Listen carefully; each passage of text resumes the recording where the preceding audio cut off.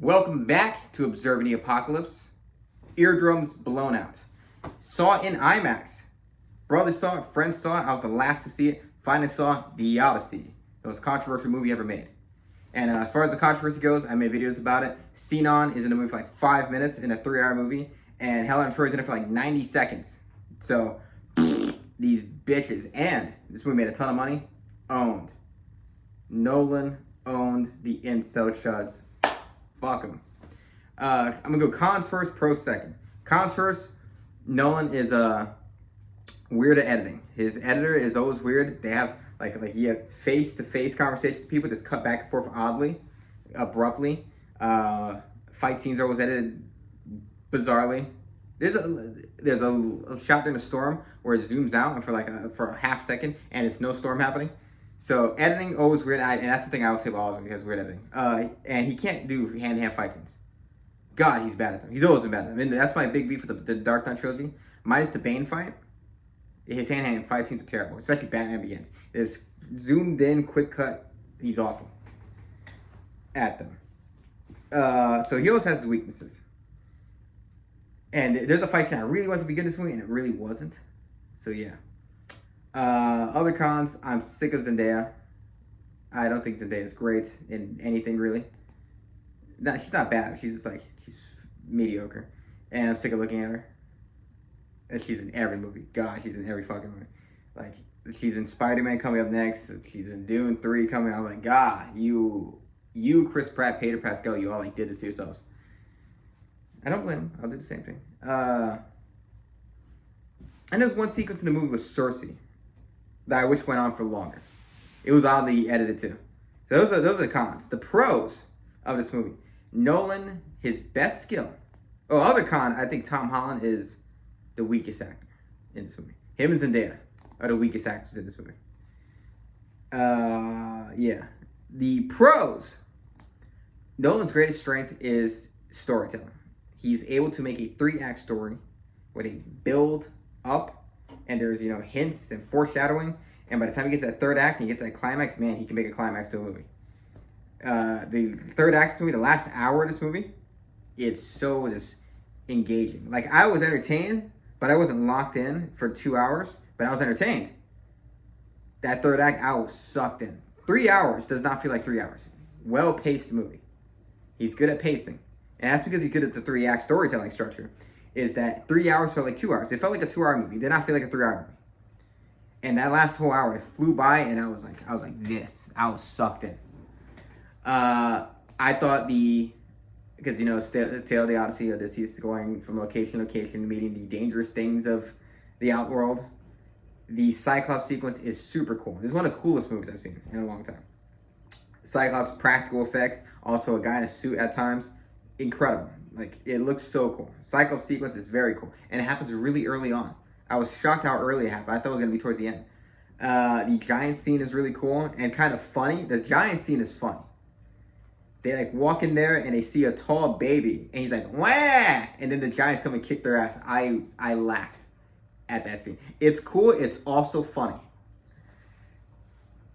Cersei scene is cool, but I wish it went on for longer, but that was still a cool scene. Cersei, the way she does things was very freaky, and I was like, Nolan, make a horror movie, because I was like, wow, she's like, that was horror movie. The Charbonidus, the sea monster thing, that's the only thing that sucked of all his things that he went past. That sea monster thing, it's supposed to look like King Ghidorah to some degree, like Cthulhu-ish. Serpents, and they look like dune worms.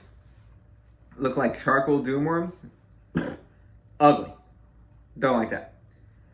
Agamemnon, I wish was in the movie a little bit more, but he's very cool. The memes of him aura farming, he looks like a badass. He looks like Darth Vader. Very cool. I wish the Rock clip though. He needs something a little bit bigger than Benny Safdie, because one moment he takes his shirt off and he doesn't have any muscle, and he should have been bigger. I wish Ithaca showed more of itself. I love the way they did Troy. Troy was very cool. Troy was at nighttime. Every single shot in Troy was lit by fire.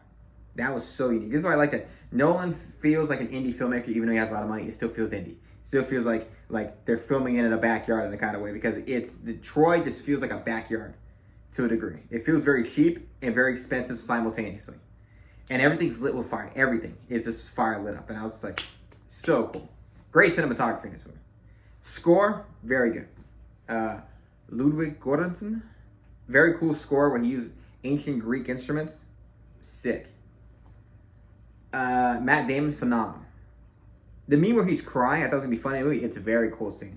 It's a very cool scene with sirens. I was like, that's an awesome scene. Hamish Patel's a good actor. But this movie, I'm like, it feels like a story. I remember there's a clip of Quentin Tarantino where he's talking about how a lot of movies are situational and they don't tell you a story, and he wants to be told a story, and he's sick of situational movies. And I watched Furiosa again recently. Furiosa is an incredible story. And this is an incredible story. Most movies are situational movies, especially horror movies. But these are stories. And this is a story. This is a beginning, middle, and bookend story. Like, it leaves nothing unturned. And is wonderfully done. Very entertaining. If you're intimidated by 3 hours, I say don't be, because it's get some food.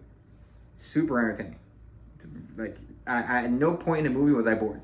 There are people who say, oh, it was bored in the middle. Bored. I never, and I mean never, in this movie was I bored. Not one point was I bored. So I'm going 4 out of 5. My only grievances are minor. There's enough of them to where it goes down. I think the editing is a little wonky.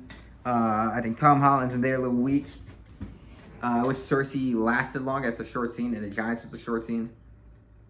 And he really needs to bump up his ability to film a fist fight scene or like a sword fight scene. He's had this problem his entire career, and he still hasn't changed. Because that does leave us one scene where that matters. It kind of bums you out that Nolan's, this is his one very weak area.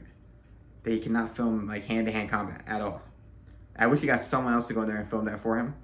Because there's one scene where it matters, and the scene you still feel the epicness of the scene. I'm still like satisfied. But I just wish someone else handled that one scene. Anyways, what do you think of the Odyssey? Like and subscribe. Comment down below. Is the controversy affecting you? You dumb fuck? Excuse me. You cannot be historically inaccurate with something that isn't history. It never happened.